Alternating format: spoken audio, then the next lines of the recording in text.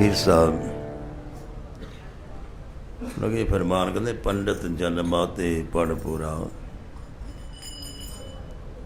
ਪੰਡਤਾਂ ਨੇ ਬਹੁਤ ਵੇਦ ਸ਼ਾਸਤਰ ਗ੍ਰੰਥ ਪੜ੍ਹੇ, ਲੇਕਿਨ ਹੰਕਾਰ ਪੈਦਾ ਹੋ ਗਿਆ। ਬੜੇ ਵਿਦਵਾਨ ਸੀ, ਜੋਗੀ ਮਾਤੇ ਯੋਗ ਧਿਆਨ। ਬੜੇ ਬੜੇ ਯੋਗੀ ਵੀ ਯੋਗ ਸਾਧਨਾ ਕਰਦੇ ਨੇ, ਲੇਕਿਨ ਉਹਨਾਂ ਨੂੰ ਯੋਗ ਦਾ ਅਭਿਮਾਨ ਹੋ ਜਾਂਦਾ। ਸੰਨਿਆਸੀ ਮਾਤੇ ਅਹਮੇਵ। ਸੰਨਿਆਸੀਆਂ ਨੂੰ ਬੜਾ ਹੰਕਾਰ। ਉਹ ਕਹਿੰਦੇ ਸੀ ਦੱਤਾਤਰੇय ਮਹਾਰਾਜ ਦੇ ਚਲਾਏ ਹੋਏ ਆ। ਸਾਰੀ ਦੁਨੀਆ ਬ੍ਰਾਹਮਣਾਂ ਨੂੰ ਗੁਰੂ ਮੰਨਦੀ, ਬ੍ਰਾਹਮਣ ਸਾਨੂੰ ਗੁਰੂ ਮੰਨਦੇ ਨੇ। ਇਸ ਕਰਕੇ ਸੰਨਿਆਸੀ ਸਭ ਤੋਂ ਵੱਡੇ ਆ। ਸੰਨਿਆਸੀ ਮਾਤੇ ਅਹਮੇਵ, ਤਪਸੀ ਮਾਤੇ ਤਪ ਕੇ ਪੇਵ। ਜਿਹੜੇ ਤਪਸਵੀ ਨੇ ਉਹਨਾਂ ਬੜਾ ਆਪਣਾ ਹੰਕਾਰ। ਅਸੀਂ ਵੀ ਗਰਮੀਆਂ ਨੇ ਚਾਰ ਪਾਸੇ ਅੱਗ ਬਾਲ ਕੇ ਬੈਠ ਜਾਈਦਾ ਤਪ ਕਰਨ। ਸਰਦੀਆਂ 'ਚ ਨਦੀ 'ਚ ਖੜੇ ਹੋ ਜਾਂਦੇ ਹਾਂ, ਠੰਡ ਦੇ ਵਿੱਚ ਪੁੱਠੇ ਲਟਕ ਜਾਂਦੇ ਆ। ਬੜੀ ਤਰ੍ਹਾਂ ਘਾਲਣਾ ਕਰਦੇ ਤਪੱਸਿਆ ਵਾਸਤੇ, ਲੇਕਿਨ ਉਹਦਾ ਵੀ ਹੰਕਾਰ ਪੈਦਾ। ਤਪਸੀ ਮਾਤੇ ਤਪ ਕੇ ਪੇ, ਸਭ ਮਤ ਮਾਤੇ ਕਹੂ ਨਾ ਜਾਗ। ਕਬੀਰ ਸਾਹਿਬ ਕਹਿੰਦੇ ਸਾਰੇ ਸੁੱਤੇ ਹੀ ਪਏ ਨੇ ਮਦ ਵਿੱਚ, ਕੋਈ ਵੀ ਨਹੀਂ ਜਾਗਦਾ ਇਸ ਤਰ੍ਹਾਂ, ਕਿਉਂਕਿ ਉਹ ਤਪੱਸਿਆ ਸਾਧਨਾ ਕਰਕੇ ਉਹਨਾਂ ਨੂੰ ਹੰਕਾਰ ਹੋ ਗਿਆ। ਸੰਗ ਹੀ ਚੋਰ ਘਰ ਮੂਸਨ ਰਾਗ। ਕਿਉਂਕਿ ਨਾਲ ਹੀ ਪੰਜ ਚੋਰ ਲੱਗੇ ਨੇ, ਕਾਮ ਕੁਲ ਮੋਲ ਹੰਕਾਰ। ਇਹ ਚੋਰ ਨਾਲ ਹੀ ਰਹਿੰਦੇ ਨੇ ਹਰ ਵੇਲੇ। ਫਿਰ ਕੋਈ ਨਾ ਕੋਈ ਚੋਰ ਉਹਦੀ ਤਪੱਸਿਆ ਸਾਧਨਾ ਨੂੰ ਚੁਰਾ ਲੈਂਦਾ। ਰਹਾਓ ਜਾਗੇ ਸੁਖਦੇਵ ਅਰ ਅਕੂਰ। ਵੀਰ ਸਾਹਿਬ ਨੂੰ ਉਸਦੇ ਮਹਾਰਾਜ ਕੋਈ ਜਾਗਦਾ ਵੀ ਹੈ? ਕਹਿੰਦੇ ਹਾਂ ਜਾਗਦੇ ਨੇ। ਵੇਦ ਵਿਆਸ ਦੇ ਪੁੱਤਰ ਨੇ ਸੁਖਦੇਵ ਮੁਨੀ,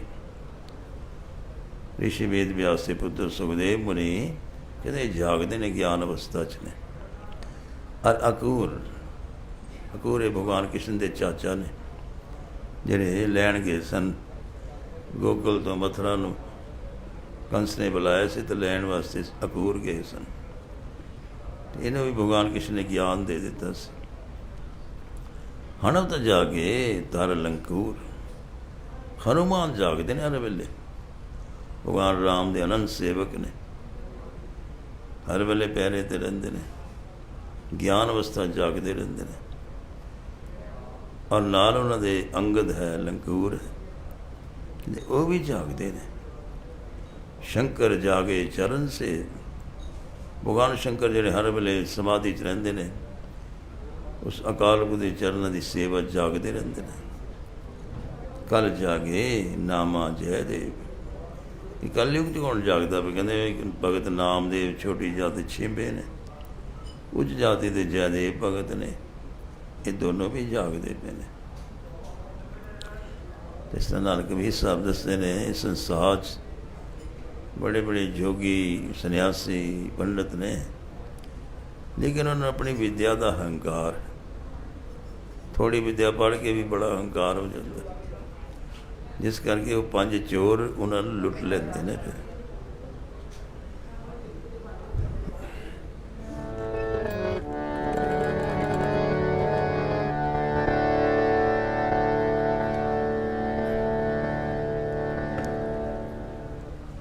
ਇੱਕ ਬੰਦਾ ਰੋਜ਼ ਮਿਹਨਤ ਮਜ਼ਦੂਰੀ ਕਰਦਾ, ਆਪਣਾ ਪਰਿਵਾਰ ਪਾਲਦਾ। ਉਹਦੀ ਪਤਨੀ, ਇੱਕ ਛੋਟਾ ਬੇਟਾ ਹੈ। ਇੰਨਾ ਛੋਟਾ ਪਰਿਵਾਰ ਹੈ, ਕੋਈ ਰਿਸ਼ਤੇਦਾਰੀ ਨਹੀਂ, ਕੋਈ ਸੰਬੰਧੀ ਨਹੀਂ। ਜਿਹੜੇ ਕੋਈ ਹੈ ਵੀ ਤਾਂ ਪੁੱਛਦੇ ਹੀ ਨਹੀਂ ਵੀ ਗਰੀਬ ਆਦਮੀ, ਕੋਈ ਨਹੀਂ ਪੁੱਛਦਾ। ਜਿਵੇਂ ਕਿਵੇਂ ਆਪਣਾ ਗੁਜ਼ਾਰਾ ਚਲਾ ਰਹੇ ਨੇ। ਲੇਕਿਨ ਅਚਾਨਕ ਹੀ ਉਹਦੀ ਮ੍ਰਿਤੂ ਹੋ ਗਈ। ਹੁਣ ਮਾਂ ਔਰ ਬੇਟਾ ਦੋ ਹੀ ਰਹਿ ਗਏ। ਉਹ ਮਿਹਨਤ ਮਜ਼ਦੂਰੀ ਕਰਦਾ, ਜੋ ਕਮਾ ਕੇ ਲੈਂਦੇ ਸੀ ਉਹੀ ਖਾਂਦੇ ਸਨ। ਹੁਣ ਬੜੀ ਭਾਰੀ ਮੁਸ਼ਕਿਲ ਆ ਗਈ। ਹੁਣ ਬੱਚਾ ਛੋਟਾ, ਇਹਨੂੰ ਕਿੱਦਾਂ ਪਾਲੇ? ਜਿਵੇਂ ਕਿਵੇਂ ਹੁਣ ਲੋਕਾਂ ਦੇ ਘਰਾਂ 'ਚ ਕੰਮ ਕਰਦੀ ਹੈ, ਬੱਚੇ ਦੀ ਪਾਲਣਾ ਕਰ ਰਹੀ ਹੈ। ਬੜੀ ਉਹਨੇ ਮਿਹਨਤ ਕੀਤੀ, ਕੋਈ ਸਿਲਾਈ ਬੁਣਾਈ ਸਿੱਖ ਲਈ, ਉਹ ਹੁਣ ਕੱਪੜੇ ਕੋ ਸਿੰਦੀ, ਕੋਈ ਲੋਕਾਂ ਦੇ ਘਰਾਂ ਕੰਮ ਕਰਦੀ। ਬੱਚਾ ਬੜਾ ਹੁਸ਼ਿਆਰ ਪੜ੍ਹਾਈ ਲਿਖਾਈ ਵਿੱਚ, ਪੜ੍ਹਨ ਦੇ ਵਿੱਚ ਬੜਾ ਉਹਦਾ ਮਨ ਲੱਗਦਾ ਸੀ। ਉਹ ਮਾਤਾ ਵੀ ਬੜੀ ਮਿਹਨਤ ਕਰਕੇ ਉਹਨੂੰ ਪੜ੍ਹਾਉਂਦੀ ਰਹੀ। ਔਰ ਫਿਰ ਸਮਾਂ ਆ ਗਿਆ ਕਿ ਉਸ ਦੀ ਇੱਛਾ ਹੋਈ ਮੈਂ ਡਾਕਟਰ ਬਣਨਾ। ਅਤੇ ਮਾਂ ਮੈਂ ਡਾਕਟਰ ਬਣਨਾ ਚਾਹੁੰਦਾ। ਮਾਂ ਦੀ ਸਦਰਾਂ ਸਨ, ਕਹਿੰਦੇ ਬੇਟਾ ਤੂੰ ਮੈਂ ਜਿੰਨੀ ਮਿਹਨਤ ਕਰ ਸਕਦੀ ਕਰਾਂਗੀ। ਆਪ ਵੀ ਉਹ ਲੜਕਾ ਵੀ ਜਦੋਂ ਟਾਈਮ ਲੱਗੇ ਮਿਹਨਤ ਕਰ ਲਿਆ ਕਰੇ। ਅਗਰ ਪਰਮੇਸ਼ਰ ਕਿਰਪਾ ਹੋ ਗਈ ਉਹਦਾ ਸੁਪਨਾ ਪੂਰਾ, ਡਾਕਟਰ ਬਣ ਗਏ। ਬੜੇ ਖੁਸ਼ ਹੋਏ, ਡਾਕਟਰ ਬਣ ਗਏ। ਆਸੇ ਆਸੇ ਨੂੰ ਆਪਣਾ ਸੋਹਣਾ ਘਰ ਲੈ ਲਿਆ। ਜ਼ਿੰਦਗੀ ਹੁਣ ਬੜੇ ਖੁਸ਼ ਆਨੰਦ ਵਿੱਚ ਬਤੀਤ ਹੋ ਰਹੀ ਹੈ। ਸਮਾਂ ਕਾਫੀ ਹੋਇਆ, ਸ਼ਾਦੀ ਉਹਨੇ ਕੀਤੀ ਨਹੀਂ ਸੀ। ਪੜ੍ਹਾਈ ਲਿਖਾਈ ਕੰਮ ਕਾਰ 'ਚ ਲੱਗਾ ਰਿਹਾ। ਇੱਕ ਦਿਨ ਮਾਤਾ ਨੂੰ ਕਹਿੰਦਾ, ਮਾਤਾ ਮੈਨੂੰ ਕੁਛ ਵਿਸ਼ੇਸ਼ ਕੋਈ ਕੰਮ ਸਿੱਖਣ ਵਾਸਤੇ ਇੰਗਲੈਂਡ ਜਾਣਾ ਪੈਣਾ ਅਤੇ ਤੂੰ ਮਾਤਾ ਇੱਥੇ ਇਕੱਲੀ ਰਹੇਂਗੀ, ਮੁਸ਼ਕਿਲ ਹੋਏਗਾ। ਮੈਂ ਤੈਨੂੰ ਅਨਾਥ ਹਾਲੇ 'ਚ ਮੇਰਾ ਉਹ ਵਾਕਫ ਹੈ, ਉੱਥੇ ਮੈਂ ਤੈਨੂੰ ਭੇਜ ਦਿੰਦਾ, ਛੱਡ ਕੇ ਆਉਣ। 3 ਮਹੀਨੇ ਦੀ ਮੇਰੀ ਇੱਥੇ ਟ੍ਰੇਨਿੰਗ ਹੈ ਅਤੇ 3 ਮਹੀਨੇ ਬਾਅਦ ਮੈਂ ਤੈਨੂੰ ਉੱਥੋਂ ਲੈ ਆਵਾਂਗੀ। ਮਾਤਾ ਕਹਿਣਗੇ ਬੇਟਾ ਤੂੰ ਡਾਕਟਰ ਬਣ ਗਿਆ, ਸਾਨੂੰ ਇੰਨਾ ਹੀ ਬਹੁਤ, ਕੀ ਲੋੜ ਹੈ ਬਾਹਰ ਜਾਣ ਦੀ। ਨਹੀਂ ਮਾਤਾ ਮੇਰਾ ਨਾ ਜ਼ਰੂਰੀ ਹੈ ਜਾਣਾ, ਕਿਉਂਕਿ ਮੈਨੂੰ ਭੇਜਿਆ ਜਾ ਰਿਹਾ ਅਤੇ ਤੁਸੀਂ ਚਿੰਤਾ ਨਾ ਕਰੋ। ਮਾਂ ਨੂੰ ਉਹਨੇ ਮਨਾਇਆ, ਅਨਾਥਾਲਯ ਲੈ ਗਏ। ਉੱਥੇ ਜਾ ਕੇ ਉਸਨੇ ਆਪਣੇ ਅਨਾਥਾਲਯ ਦੇ ਜਿਹੜੇ ਸਨ ਸੰਭਾਲਣ ਵਾਲੇ ਉਹਨਾਂ ਨੂੰ ਮਿਲਾਇਆ। ਬੜੇ ਪ੍ਰੇਮ ਨਾਲ ਸਮਝਾਈ ਵੀ ਮਾਤਾ ਨੇ ਅਤੇ ਮੈਨੂੰ ਇੰਗਲੈਂਡ ਜਾਣਾ ਪੈ ਰਿਹਾ ਕੋਈ ਟ੍ਰੇਨਿੰਗ ਵਾਸਤੇ, ਅਤੇ 3 ਮਹੀਨੇ ਬਾਅਦ ਮੈਂ ਵਾਪਸ ਆਵਾਂਗਾ। ਹੁਣ ਸਾਰਾ ਉਹਨੂੰ ਕਿਹਾ ਕਿ ਪੂਰਾ ਧਿਆਨ ਰੱਖਣਾ। ਲੜਕਾ ਚਲਾ ਗਿਆ ਬਾਹਰ। 3 ਮਹੀਨੇ ਹੋ ਗਏ, 6 ਮਹੀਨੇ ਹੋ ਗਏ, ਸਾਲ ਹੋ ਗਿਆ, ਕੋਈ ਪਤਾ ਹੀ ਨਹੀਂ। ਉਹਦਾ ਫੋਨ ਉਹਨੂੰ ਕਿਹਾ ਉਸਨੇ, ਮਾਤਾ ਨੇ ਵੀ ਉਹ ਜਿਹੜਾ ਸੰਭਾਲਣ ਵਾਲਾ ਸੀ ਵੀ ਉਹ ਮੇਰੇ ਬੇਟੇ ਦਾ ਕੋਈ ਜਵਾਬ ਨਹੀਂ ਆਇਆ। ਕਹਿੰਦਾ ਮੇਰੇ ਕੋਲ ਫ਼ੋਨ ਨੰਬਰ ਹੈ ਉਹਦਾ, ਗੱਲ ਕਰ ਸਕਦੇ। ਉਹਨੇ ਗੱਲ ਕਰਾਈ, ਬੇਟਾ ਤੂੰ ਆਇਆ ਨਹੀਂ, 3 ਮਹੀਨੇ ਗਿਆ, ਸਾਲ ਹੋ ਗਿਆ। ਕਹਿੰਦੇ ਮਾਤਾ ਮੇਰਾ ਨਾ ਉਹ ਕੋਈ ਜਿਹੜਾ ਪ੍ਰੋਗਰਾਮ ਸੀ ਲੰਬਾ ਹੋ ਗਿਆ ਹੈ ਅਤੇ ਉਹ ਕਹਿੰਦੇ ਪੂਰਾ ਕੰਮ ਕਰਕੇ ਜਾਣਾ ਅਤੇ ਮੇਰਾ ਥੋੜ੍ਹਾ ਟਾਈਮ ਹੋਰ ਲੱਗ ਜਾਏਗਾ। ਆਪ ਠੀਕ ਹੋ ਸਭ ਤਰ੍ਹਾਂ ਦੇ ਨਾਲ, ਜਲਦੀ ਮੈਂ ਕੋਸ਼ਿਸ਼ ਕਰਾਂਗਾ ਆਉਣ ਦੀ। ਸਾਲ ਲੰਘ ਗਿਆ।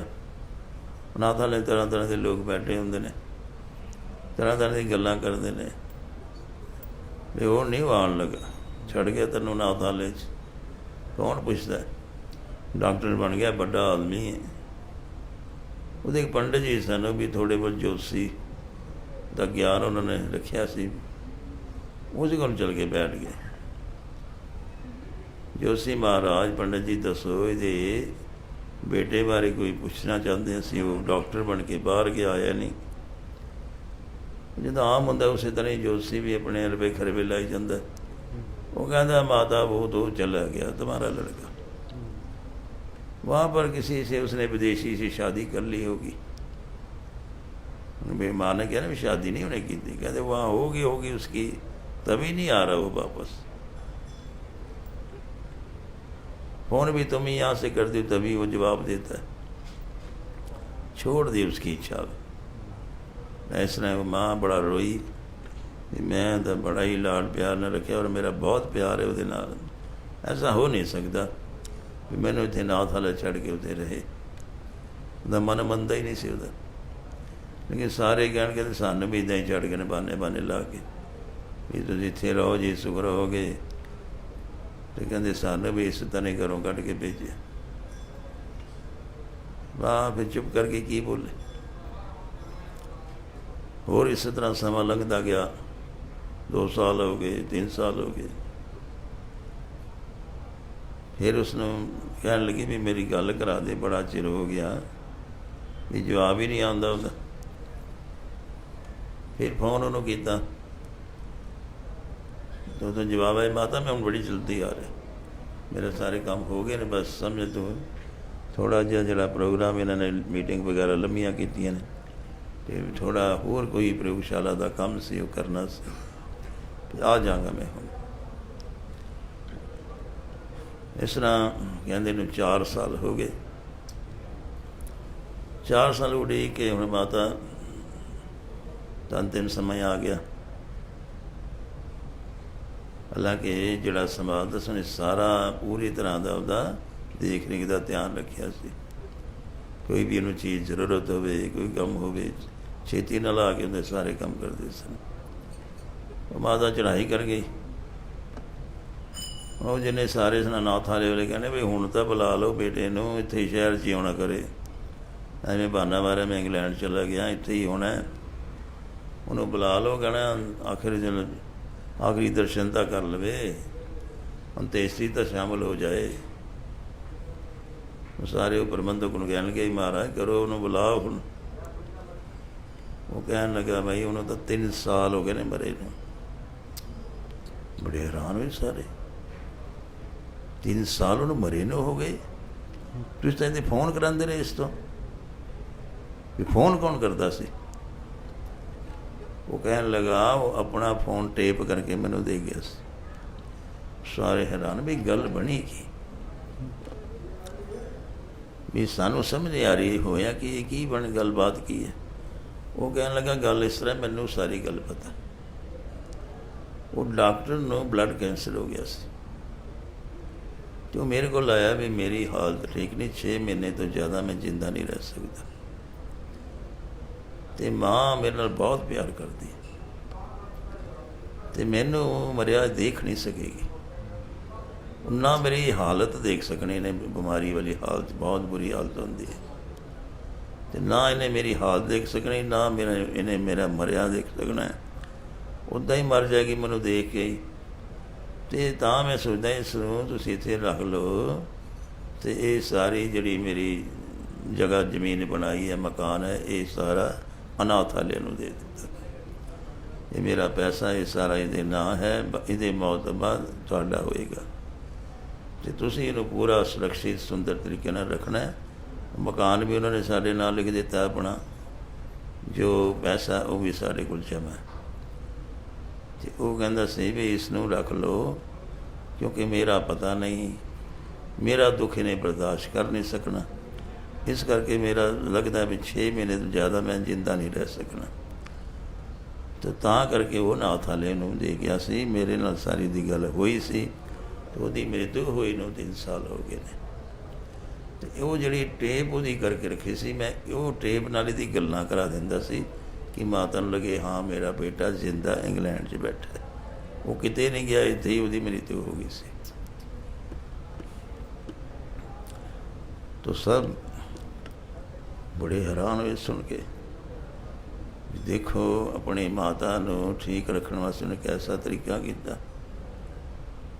ਆਮ ਲੋਕ ਤਾਂ ਛੁਟਕਾਰਾ ਪਾਉਣ ਸੇ ਬਜ਼ੁਰਗਾਂ ਨੂੰ ਅਨਾਥ ਵਾਲੇ ਛੱਡ ਆਉਂਦੇ ਨੇ, ਲੇਕਿਨ ਉਹਦੇ ਸੁੱਖ ਵਾਸਤੇ ਉਹਨੂੰ ਅਨਾਥ ਵਾਲੇ ਛੱਡ ਆਏ, ਕਿਉਂਕਿ ਇਹਦੇ ਸਾਡਾ ਰਿਸ਼ਤੇਦਾਰ ਦਾ ਪੁੱਛਣ ਵਾਲਾ ਕੋਈ ਹੈ ਨਹੀਂ, ਹੈ ਸਾਰੇ ਪੈਸੇ ਦੇ ਲੋਭੀ ਨੇ, ਕੀ ਪਤਾ ਮਾਂ ਦਾ ਪਿੱਛੇ ਕੀ ਬੁਰਾ ਹਾਲ ਕਰਨ। ਇਸ ਕਰਕੇ ਉਹ ਕਹਿੰਦਾ ਉਹ ਮੇਰਾ ਮਿੱਤਰ ਵਾਕਫ ਸੀ ਅਨਾਥ ਵਾਲੇ ਵਾਲਾ, ਉੱਥੇ ਛੱਡ ਗਿਆ ਤਾਂ ਕਿ ਉਹ ਮੇਰੀ ਮਾਤਾ ਦਾ ਧਿਆਨ ਰੱਖੇ। ਹੁਣ ਸਾਰੇ ਪੰਡਿਤ ਜੀ ਕੋਲ ਬੈਠ ਕੇ ਆ ਕੇ, ਅਤੇ ਪੰਡਿਤ ਤੁਸੀਂ ਤਾਂ ਕਹਿੰਦੇ ਉਹਨੇ ਇੰਗਲੈਂਡ 'ਚ ਕੋਈ ਮੇਮ ਰੱਖ ਲਈ ਅਤੇ ਆਪਣੇ ਪੜ੍ਹਾਈ ਲਿਖਾਈ ਤੁਹਾਡੀ ਕਾਹਦੀ ਗਿਆਨ ਦੀ? ਤੁਸੀਂ ਤਾਂ ਇਸ ਤਰ੍ਹਾਂ ਕਹਿੰਦੇ ਰਹੇ, ਲੜਕੇ 'ਤੇ ਦੋਸ਼ ਲਾਉਂਦੇ ਰਹੇ। ਦੇਖੋ ਲੜਕਾ ਆਪਣੀ ਮਾਂ ਨੂੰ ਜਿੰਦਾ ਰੱਖਣ ਵਾਸਤੇ ਉਹਨੇ ਅਨਾਥ ਵਾਲੇ ਰੱਖੇ ਵੀ ਮੈਂ ਮਰ ਜਾਵਾਂਗਾ ਅਤੇ ਇਹ ਸੁਖੀ ਰਹੇਗੀ ਮੇਰੇ ਤੋਂ ਬਾਅਦ। ਇਸ ਕਰਕੇ ਮਾਰ ਕਹਿੰਦੇ ਪੰਡਿਤ ਜਨਮਾਤੇ ਪੜ੍ਹ ਪੁਰਾਣ। ਥੋੜ੍ਹਾ ਜਿਹਾ ਵੀ ਗਿਆਨ ਕੋਈ ਪੜ੍ਹ ਲਵੇ ਤਾਂ ਬੜਾ ਹੀ ਹੰਕਾਰ ਆ ਜਾਂਦਾ। ਇਹ ਜੋ ਮਰਜ਼ੀ ਕੋਈ ਬੋਲ ਦੇਵੇ। ਜੋ ਵਿਦਿਆ ਹੈ ਜਿਹੜੀ ਪੂਰਨ ਤੌਰ 'ਤੇ ਹਾਸਲ ਕੀਤੀ ਜਾਏ, ਜੋਤਿਸ਼ ਵਿਦਿਆ ਵੀ ਪੂਰਨ ਹੈ। ਜਿਹੜੇ ਜਾਣਦੇ ਨੇ ਪੂਰਾ ਇੱਕਦਮ ਮੈਥੇਮੈਟਿਕ ਦੀ ਤਰ੍ਹਾਂ ਹਿਸਾਬ ਲਾ ਕੇ ਦੱਸ ਦਿੰਦੇ ਨੇ, ਲੇਕਿਨ ਜੇ ਅਧੂਰੇ ਗਿਆਨ ਆਉਂਦੇ ਨੇ ਉੱਥੇ ਹੰਕਾਰ ਆ ਜਾਂਦਾ। ਪੰਡਿਤ ਜਨ ਮਾਤੇ ਪੜ੍ਹ ਪੁਰਾਨ, ਜੋਗੀ ਮਾਤੇ ਜੋਗ ਧਿਆਨ।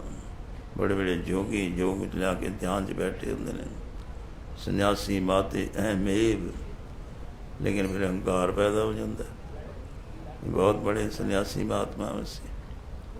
ਤਪਸੀ ਮਾਤੇ ਤਪ ਕੇ ਭੇਦ, ਇਹਦਾ ਤਪੱਸਿਆ ਸਾਧਨਾ ਕਰਦੇ ਨੇ ਪਰਮੇਸ਼ਰ ਦੇ ਦਰਬਾਰ ਦੇ ਵਿੱਚ। ਜਿਹੜੇ ਵੀ ਜਿਸ ਤਰ੍ਹਾਂ ਵੀ ਤਪ ਸਾਧਨਾ ਕਰਦੇ ਨੇ ਉਸ ਪਰਮੇਸ਼ਰ ਦੀ ਪ੍ਰਾਪਤੀ ਕਰਦੇ ਨੇ, ਲੇਕਿਨ ਰੁਕਾਵਟ ਕਈ ਵਾਰ ਉਹੀ ਹੁੰਦੀ ਹੰਕਾਰ ਦੀ। ਸਭ ਕੁਝ ਛੱਡ ਦਿੰਦੇ ਨੇ ਲੇਕਿਨ ਹੰਕਾਰ ਨਹੀਂ ਛੱਡਿਆ ਜਾਂਦਾ। ਜਿਹੜਾ ਹੰਕਾਰ ਹੈ ਉਸ ਦੀ ਤਪੱਸਿਆ ਸਾਧਨਾ ਦੀ ਜਿਹੜੀ ਹੈ ਉਹਦੀ ਕਮਾਈ ਨੂੰ ਘਟਾ ਦਿੰਦਾ। ਇਸ ਕਰਕੇ ਮਹਾਰਾਜ ਫਰਮਾਨ ਕਰਦੇ ਪਏ ਨੇ ਵੀ ਇਸ ਹੰਕਾਰ ਤੋਂ ਬਚ ਕੇ ਤਪੱਸਿਆ ਸਾਧਨਾ ਕਰੇ ਤੇ ਉਸ ਜੀਵ ਦਾ ਕਲਿਆਣ ਹੁੰਦਾ।